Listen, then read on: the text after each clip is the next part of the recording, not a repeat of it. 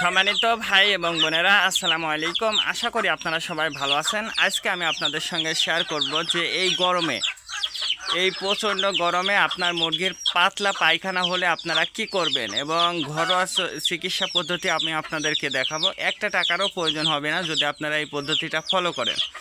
তো এখন কিন্তু প্রচণ্ড গরম, আর এই গরমে কিন্তু আমাদের মুরগিগুলোকে সুস্থ রাখাটা কিন্তু খুবই টাফ ব্যাপার। তার কারণ এখন কিন্তু মুরগির বিভিন্ন রোগ, বিশেষ করে পায়খানা, পাতলা পায়খানা জনিত, অর্থাৎ এক কথায় আমাশা জনিত সমস্যার সম্মুখীন কিন্তু আমাদেরকে হতে হচ্ছে। আর এই সমস্যা সমাধানের জন্য আপনারা ঘরোয়া চিকিৎসা পদ্ধতিটা ফলো করতে পারেন। সেক্ষেত্রে কিন্তু আপনার একটা টাকা প্রয়োজন হবে না। তো আপনারা যারা এই গরমে মুরগিগুলো, এখন কিন্তু প্রচণ্ড গরম পড়ছে, আর এই গরমে পাতলা পায়খানা দুই ধরনের হয়ে থাকবে। এই গরমে পাতলা পায়খানা দুই ধরনের হয়ে থাকবে। প্রথম যে ধরনের হতে পারে সেটা হচ্ছে গন্ধযুক্ত পাতলা পায়খানা। দেখবেন যে আপনার মুরগিটা যে জায়গায় পাতলা পায়খানা করতেছে সেই জায়গায় যদি আপনার দাঁড়ান তাহলে বুঝতে পারবেন যে পায়খানাটি গন্ধ কি গন্ধ না।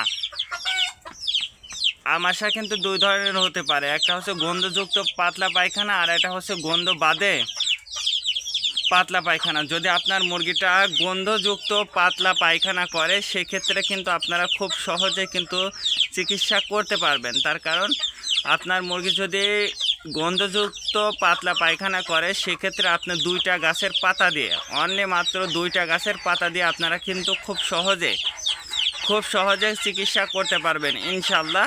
তো প্রথমে যে পাতাটা দিয়ে আপনারা চিকিৎসা করবেন সেটা হচ্ছে, আপনারা সবাই চেনেন, এই যে এটা হচ্ছে পেয়ারা পাতা। এই পেয়ারা পাতাটা কিন্তু আপনার মুরগির যে পাতলা পায়খানা হয়েছে সেটা খুব সহজেই, গন্ধযুক্ত পাতলা পায়খানা হলে খুব সহজেই আপনারা সুস্থ রাখতে পারবেন। দুইটা গাছের পাতা, তার মধ্যে একটা হচ্ছে পেয়ারা পাতা। এই পেয়ারা পাতাটা সুন্দরভাবে রস করবেন, রস করে তারপরে আপনারা আপনার মুরগিকে দুই বেলা খাওয়াবেন।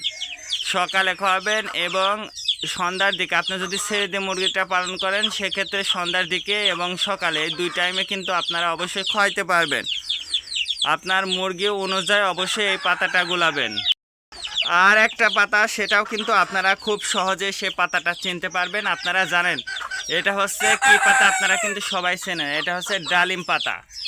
ডালিমের পাতা কিন্তু আপনারা সবাই চেনেন। এই ডালিমের পাতাটা কিন্তু আপনার মুরগির জন্য কিন্তু খুবই গুরুত্বপূর্ণ। বিশেষ করে আমাশা হইলে, গন্ধযুক্ত পায়খানা হলে অবশ্যই আপনারা এই ডালিমের পাতাটা কিন্তু আপনারা খাওয়াবেন। তো এই ডালিমের পাতা এবং এই পেয়ারার পাতা, এই দুইটা পাতা কিন্তু একসঙ্গে মিক্সড করবেন। মিক্সড করে সুন্দরভাবে বেটে রস করে তারপরে কিন্তু আপনারা আপনার মুরগির বাচ্চাগুলোকে কিন্তু খাওয়াবেন। তাহলে দেখবেন যে ইনশাল্লাহ আপনার মুরগির বাচ্চার পায়খানা জনিত গন্ধ, এক কথায় গন্ধজনিত পায়খানা, এটা দেখবেন যে ঠিক হয়ে যাবে। তারপরে যে পায়খানা, পাতলা পায়খানা হবে সেটা হচ্ছে আপনার গন্ধ নাই, পাতলা পায়খানা করতেছে কিন্তু পাতলা পায়খানাটা কিন্তু গন্ধ না। এরকম পাতলা পায়খানা হলে কিন্তু অবশ্যই আপনারা ঘরোয়া পদ্ধতিতে চিকিৎসাটা করতে পারবেন। সেই চিকিৎসাটা পদ্ধতিটা হচ্ছে, আপনারা যখন মুরগিটা, বিশেষ করে আপনার মুরগিটা যখন পাতলা পায়খানা করবে কিন্তু গন্ধ নাই, কিন্তু পাতলা পায়খানা করছে, আপনার মুরগিটা দাঁড়ায় থাকছে কিন্তু মুরগির কাছে গেলে মুরগিটা দৌড় দিছে, এইরকম অবস্থা হইলে পরে অবশ্যই আপনারা আপনার বাড়িতে থাকা আখের গুড় বা কুশেরের গুড়, যেটা আমরা বলি, এই আখের গুড় বা কুশেরের গুড় আপনার বাড়িতে যদি থেকে থাকে তাহলে কিন্তু আপনারা এই গুড়টা খাওয়াবেন। আর যদি আপনার বাসাতে যদি কুশেরের গুড় বা আখের গুড় যদি না থাকে সেক্ষেত্রে অবশ্যই আপনারা চিনি, আমরা চিনি কিন্তু সবাই চিনি, এই চিনিটা গোলাবেন পানির সঙ্গে মিক্সড করে গোলায়া, তারপরে ওর মধ্যে লেবু দিবেন। লেবুটা দিয়ে চিনি আর লেবু এই দুইটা একসঙ্গে মিক্স করবেন। মিক্স করে তারপরে আপনারা পর্যাপ্ত পরিমাণ পানি নিয়ে আপনার মুরগির যতটুকু পানি প্রয়োজন, যতটুকু খাবে আর কি, ততটুকু পানি দিয়েই কিন্তু আপনারা এই খাবারটা মিক্স করে তারপরে আপনার মুরগিগুলোকে খাওয়াবেন। সেক্ষেত্রে আমি আপনাদেরকে বলবো যে এই খাবার দেখুন, এই খাবারের মধ্যে যে পানিটা দিয়ে আমি যে খাবারটা ভিজে দিয়েছি, আপনারা যদি এইভাবে যদি ভিজে দিতে পারেন সেক্ষেত্রে কিন্তু আপনার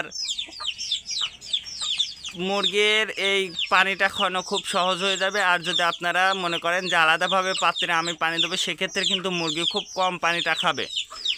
তে আজকে এ পর্যন্ত, ভালো থাকবেন। আপনি যদি আমাদের চ্যানেলে নতুন হয়ে থাকেন তাহলে অবশ্যই আমাদের চ্যানেলটা সাবস্ক্রাইব করবেন, আর যারা সাবস্ক্রাইব করছেন তাদেরকে অসংখ্য ধন্যবাদ।